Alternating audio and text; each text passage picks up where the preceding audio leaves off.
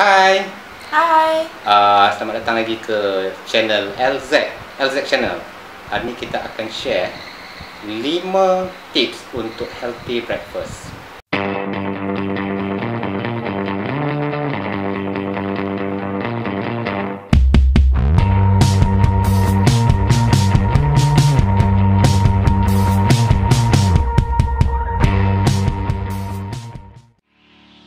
Okey. So, kita hari ini akan kongsikan kepada viewer semua 5 tips. Dan tips yang pertama adalah ambil makanan yang boleh mencuci usus kita. Makanan yang boleh membersihkan usus kita. Jadi kenapa kita perlukan makanan yang boleh membersihkan usus kita, baru dinamakan sebagai healthy breakfast. Kerana benda pertama bila kita bangun tidur, usus kita dah nak bekerja, nak menerima makanan yang baik. Jadi apa yang kita perlukan adalah usus yang boleh menyerap zat-zat makanan tersebut. Jadi apa yang penting adalah kita perlukan makanan yang boleh membersihkan usus tersebut. Sebagai contoh, saya bagi contoh satu. Kita ada prop kat sini. Ya. Bayangkan, tu dia. Ini adalah usus kita. Okey, ini ada usus kita. Ada lompong kat dalam. Okey. So, setiap hari kita ambil makanan kan. Jadi, makanan yang kita ambil tu bermacam-macam jenis ya. Ada minyak, ada lemak kan. Jadi, apa yang berlaku sebagai contoh ya, saya guna ini. Okey, katakan ini ada makanan sentiasa masuk ke dalam usus kita. Okey. Jadi kan kalau kata seketul ni dia tak masuk, dia tak keluar seketul ni tau.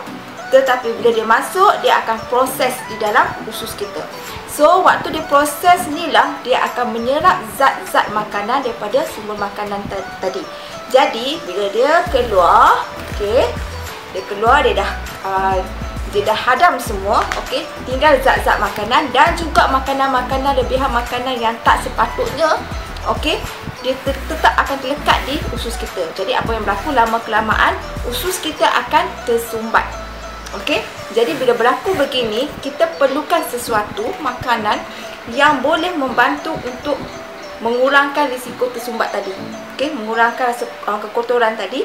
Jadi apa yang penting adalah perlukan makanan yang boleh membersihkan usus ini. Jadi dia bersih tu penting Ya, penting sangat. Jadi yang penting sekali, biasanya kita minum apa? Air kosong lah. Betul tak? Air kosong, air suam untuk bantu pembersihan tersebut. Jadi bukanlah kita kata bila masuk macam kata ini mulut sampai ke sini, kita masuk burger keluar burger. Dia mesti dalam perjalanan tu penyerapan berlaku. Tapi penyerapan susah nak berlaku sebab dia ada sangkut-sangkut lah kan. Okey, tadi dah terangkan. Okey. Yang kedua, apa dia? Okey, yang kedua adalah kita perlu mencari makanan yang boleh meningkatkan metabolisme badan. Itu cerita pun cukup menarik sebab memang breakfast tu kickstart kita punya metabolism of the day. Tetapi kita tambahkan lagi dengan makanan yang boleh meningkatkan metabolisme. Maksudnya bangun pagi kita dah ambil breakfast memang dah kickstart metabolism, tapi kita ambil lagi makanan yang mengapi-apikan lagi metabolisme tu. Okey. So itu adalah topik yang kedua. So topik yang ketiga yang kita kata healthy breakfast adalah makanan yang low calorie. Ya, low calorie. Jadi apa yang makanan yang boleh merendahkan kalori tu? Mungkin Linda boleh explain kot. Okey, makanan yang kalori rendah biasanya kalau waktu pagi dia perlu 250 kalori ke bawah. Itu untuk sarapan pagi. Ya, sebab apa? Sebab kita tidak perlu menikmati makanan yang terlalu tinggi kalori waktu pagi, sebab kita ada masa lagi waktu tengah hari, petang dan malam untuk kita menikmati makanan. Jadi sebelah pagi sepatutnya kita perlu ambil makanan yang rendah kalori. Macam tu nak tanya, nasi lemak tu pun low kalori ke? Kena check tengok berapa kalori setiap nasi lemak. Sebab nasi lemak boleh tengok sama ada nasi lemak tu nasi lemak yang kita bungkus bungkuskan kecil, ataupun nasi lemak dalam pinggan yang kita letak macam-macam kuah, dan juga kita kata nasi lemak yang lauk tu kan. Dia ada beza ya, setiap saiz, setiap berapa banyak kita ambil tu dia bergantung pada kalori tersebut. Jadi yang penting kita cek dulu berapa kalori setiap makanan yang kita ambil. Okey. Jadi anda semua viewers mungkin boleh cek dekat YouTube, ambil jumlah kalori dalam setiap apa juga makanan. Ya, betul. Tekan nasi lemak adalah dia punya nilai kalori. Tekan roti canai adalah kalori dia. Tapi dia punya tips, ambil makanan yang rendah kalori. Okey, so apa kita punya topik yang keempat? Tips yang keempat. Tips keempat adalah low GI. Low GI. Boleh explain low GI macam mana? Okey, kalau low GI maksud dia adalah GI itu sebenarnya satu ukur nilai kepada makanan yang mempunyai unsur karbohidrat. Okey, jadi kita perlu ingat low GI ni, okey, kita ada GI rendah, GI sederhana dan juga GI yang tinggi. Apa maksud GI tu? Okey, GI tu maksud dia adalah makanan yang berinteraksi, macam mana dia boleh menukarkan kadar gula dalam kepada paras darah dalam badan.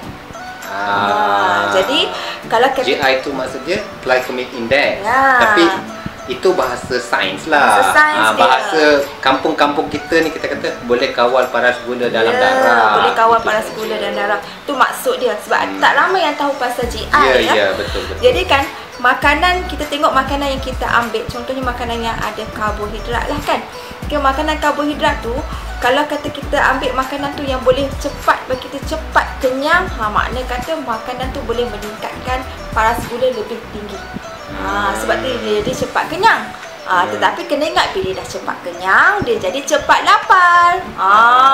Dia GI ni, dia low GI ni, dia lambat kenyang tapi lambat lapar lah. Ya, kalau low GI lambat kenyang, lambat lapar. Tapi kalau high GI, okey, dia cepat kenyang dan cepat lapar. Jadi kena cek tengok GI tu berapa. Gitu. Tu yang kadang-kadang orang kata sat-sat nak makan pasal GI tinggi. Ya, betul. Ni baru je lepas makan, lepas tengah jam lapar lagi. Ada kan kes macam tu kan, lepas makan nasi dia rasa macam nak makan dessert pula. Jadi kalau kata ambil breakfast yang high GI tu, dah lah breakfast pukul 8, pukul 10 nanti rasa lapar lagi. Dia nak makan benda lain pula kan. Jadi macam mana nak kawal berat kan? Susah lah. So kena cek dulu makanan tu GI tinggi ataupun rendah.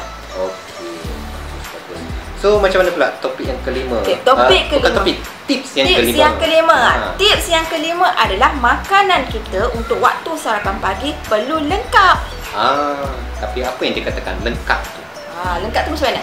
Lengkap tu bermaksud dia mesti ada portion.